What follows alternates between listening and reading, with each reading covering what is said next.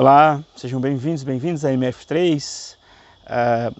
Continuando o nosso tema sobre o romantismo ainda, porque é um contexto cultural, filosófico importante, eu vou falar um pouco mais do que foi esta ideia de ímpeto e tempestade como um tema que marcou vários pensadores. O que isso tem, quais são os temas, a estrutura fundamental disto.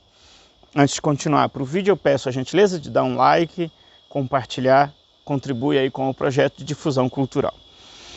Em linhas gerais, eu falei um pouco da importância no vídeo passado sobre a relação do idealismo ligado à ideia do contexto do romantismo para se compreender o pensamento de Hegel e um pouco mais, portanto, desta questão aqui, esse novo clima cultural, que só para a gente ter uma referência, é um pouco entre 1770 e 1780 na Alemanha, e é, portanto, um esforço de contraposição ao iluminismo. E aí eu vou destacar aqui 4 pontos que eu acho que são a questão estruturante. A ideia da natureza como força criadora, eu falava que isso opunha o modelo de Francis Bacon, ou de Blaise Pascal, o modelo do conhecer para dominar. E, portanto, a natureza era passiva. Aqui, portanto, nós temos o contrário. A natureza como criadora de vida. Por exemplo, esse tópico aqui em especial, ele é interessante para a ideia hegeliana, que eu vou retomar adiante. A ideia, a letra B aqui, o gênio como força originária que cria analogamente a natureza e é regra de si mesmo.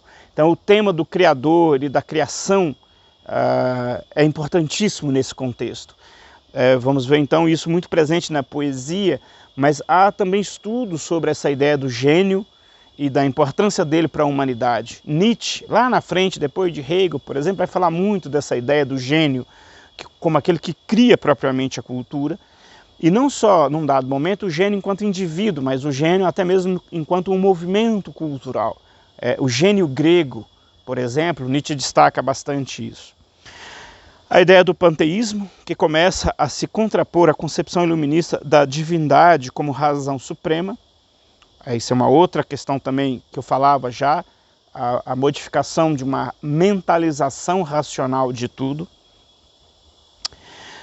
O sentimento pátrio expresso no ódio pelo tirano, na exaltação da liberdade e no desejo de infringir convenções e leis exteriores.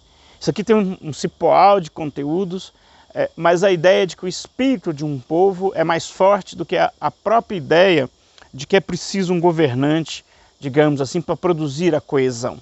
Isso desenvolve essa ideia de um espírito do povo e etc. Tem várias digressões e variações, mas também é um tema importante. E em Hegel, por exemplo, pode ser a chave da gente entender como que Hegel pensa o Estado, por exemplo, como materialização do absoluto. Letra E, a predileção pelos sentimentos fortes e pelas paixões impetuosas. Talvez essa seja a característica maior do romantismo, o poeta que se apaixona, o cara que vira, para se integrar à natureza, vira lenhador. Então talvez essa seja a faceta mais louca do romantismo, essa característica de valorizar as paixões. Outros meandros dessa ideia de paixões não vai por aí, que é quase caricata essa ideia do poeta, né, do artista que vive da arte e etc. Mas é a ideia que depois em alguns autores irá surgir como uma valorização dos aspectos não racionais na nossa condição humana, que era um tema lá do Spinoza, de 1600. E aqui retorna de um modo mais elaborado e tal. Enfim, quem deu, digamos assim, uma cara a esse movimento e transformou ele para além de um movimento regional, e ele até mesmo se expandiu para outras nacionalidades, foram a figuras, como eu já tinha mais ou menos dito na observação passada, o Goethe e o Schiller. Além de filósofos como Jacob e Herder, com sua primeira produção poética e literária. Então, esta é a estrutura desse movimento, que às vezes as pessoas pensam que ele é literário, mas eu o abordei e vou abordar de uma perspectiva não literária, mas de uma perspectiva filosófica, que envolve a filosofia não no sentido racionalista e mentalista, mas que faz filosofia de uma perspectiva que beira a poesia. E esse tema da poesia, ele é antigo, porque já em Aristóteles já dizia que era possível filosofar com a poesia. A arte o fazer poesia, não a arte poética, que é uma outra coisa, mas o fazer poesia é também uma forma de se filosofar.